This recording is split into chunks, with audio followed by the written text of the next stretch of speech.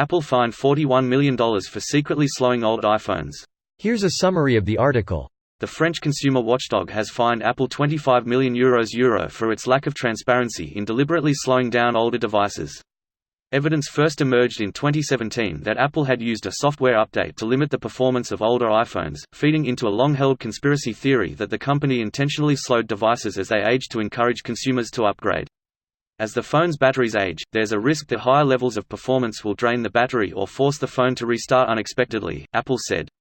The DGCCRF has indeed shown that iPhone owners had not been informed that the updates of the iOS operating system they installed were likely to slow down the operation of their device, it said in a statement, adding that Apple had committed the crime of deceptive commercial practice by omission. Following the original controversy, Apple slashed the price of a battery replacement service for out-of-warranty old iPhones in Australia from $119 to $39. These days it costs $79. Apple continues to apply performance throttling to iPhones as the batteries age, with 2018's iPhone XS, XS Max and XR being the latest to have the setting applied. Performance is only affected if Apple's software detects a concerning pattern of heat, battery discharge or impedance. As of iOS 11.3, there's also a section in Settings that displays the health of the battery and whether performance has been slowed due to age, and allows users to turn throttling off if they choose. This post received a score of 23,756, with an upvote ratio of 93%. Here are the top comments in response to this article. Apple paid the fine using the change in the ashtray. Edit. Oof, this comment kinda exploded. If you punish a crime with a fine, that means that the rich are allowed to break the law. Should be proportional to wealth. Mr. Bezos, it seems you've double-parked.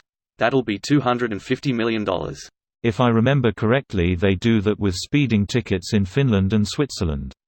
Edit. You can get day fines for drug-related crimes and stuff like that, not just traffic tickets.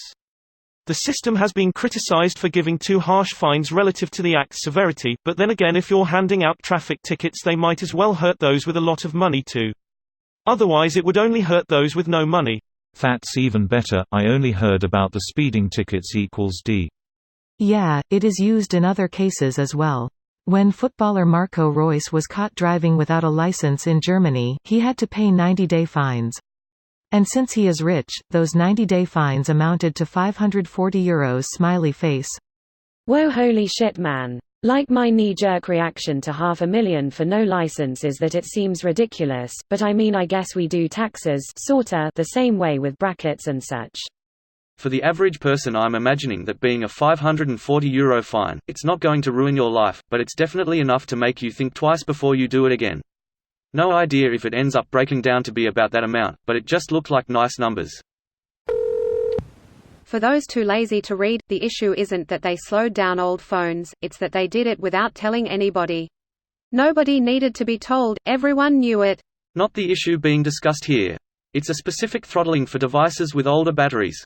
They had a legitimate reason to do the throttling IIRC. I think the big thing is the not reporting about it IMO.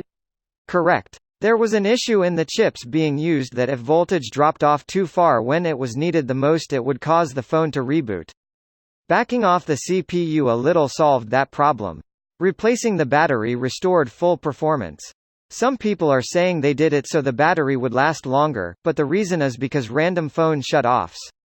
If they were trying to make people buy new phones, then they wouldn't have fixed this at all, because someone would be more likely to buy a new phone if theirs was shutting off a couple times a day. My wife had an i5s, which couldn't do this. She worked a graveyard shift, and each time she'd come out her phone would turn off. Fixing the battery fixed the crashes. Years later she had the same problem with an iPhone 8. The third day, the phone reduced performance and it never turned off again. When she mentioned the problem, I got the battery replaced under warranty. There's something deeply disturbing that we treat phone performance as a right over reliability. Reliability can get someone in trouble, performance cannot. This video was automatically created by Reddit to speech. The article and comments in this video were selected from Reddit according to their upvotes, and any paraphrasing was performed by smmry.com, without any human intervention.